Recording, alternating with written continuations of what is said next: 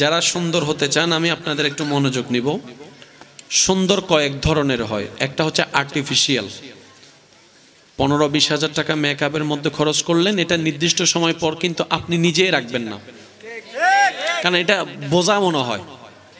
কথা বলেন ঠিক না? মনে রাখবেন সুন্দর কাকে বলে। আশা করি আমার ভাইয়েরা কথাটা একটু ক্যাচ করার চেষ্টা করবেন। সুন্দর কাকে বলে?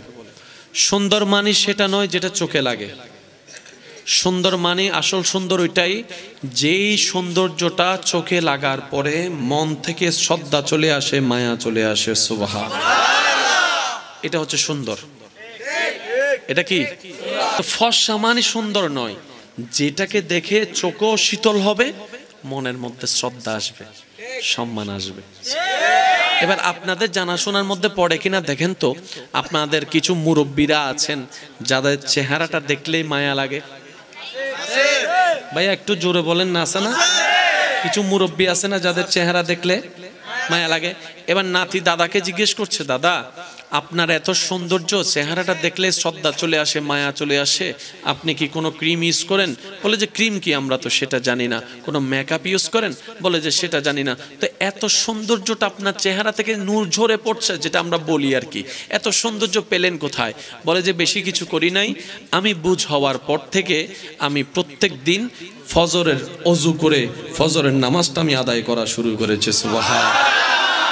যেই ব্যক্তি ফজরের অজু করে নামাজটা আদায় করা শুরু করবে, আপনি না পারলে আল্লাহর দিকে তাকিয়ে 40 দিন করেন, 50 দিন করেন, পার্থক্যটা আপনার নিজের চোখের সামনে আপনার বিবেক আইডেন্টিফাই করে দিবে।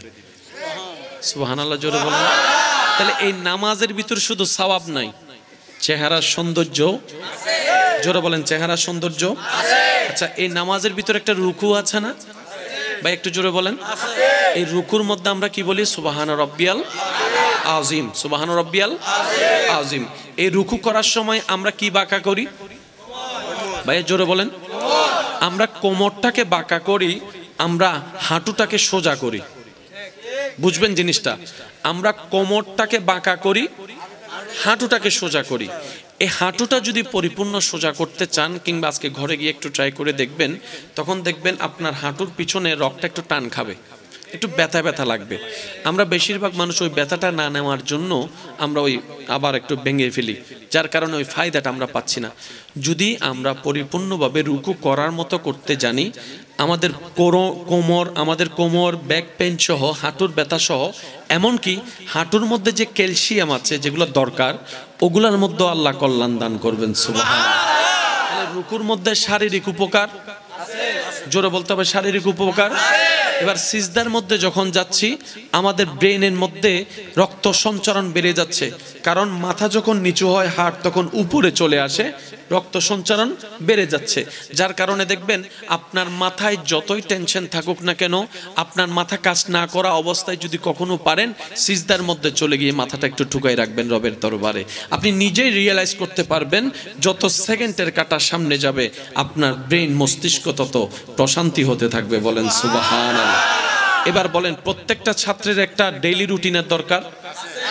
যে ছাত্র ভাইয়ের একটা আওয়াজ দিয়ে বলেন, প্রত্যেকটা ভালো ছাত্র ভালো পাস করার জন্য, জীবন সুন্দর করার জন্য একটা ডেইলি রুটিনের দরকার। ডেইলি রুটিন ছাড়া কখনো কোনো ছাত্রের জীবন পারফেক্ট। এবার ডেইলি রুটিনের মধ্যে ছাত্র কি লেখে? কয়টায় সে ঘুম থেকে উঠবে এটা লেখে, কয়টায় নাস্তা করবে এটা লেখে, কয়টায় গোসল করবে সেটা লেখে, কয়টায় স্কুলে যাবে সেটা লেখে, এসে কি করবে সেটা লেখে। এই নিয়মটার দরকার কি? বলে যে লাইফটাকে অগোছালো না করে গোছানো হওয়ার জন্য। যেমন যত প্রফেশনের এই বাংলাদেশে মানুষ থাকুক না কেন, সবাই কিন্তু প্রশংসা করতে গেলে নিয়মের ক্ষেত্রে সবাই আর্মির প্রশংসা করে, ফিটনেসের ক্ষেত্রে আর্মির প্রশংসা করে, কথা বলতে হবে, উচ্চতার ক্ষেত্রে আর্মির প্রশংসা করে, নিয়মের ক্ষেত্রে আর্মির প্রশংসা করে, আইন পালনের ক্ষেত্রে আর্মির প্রশংসা করে।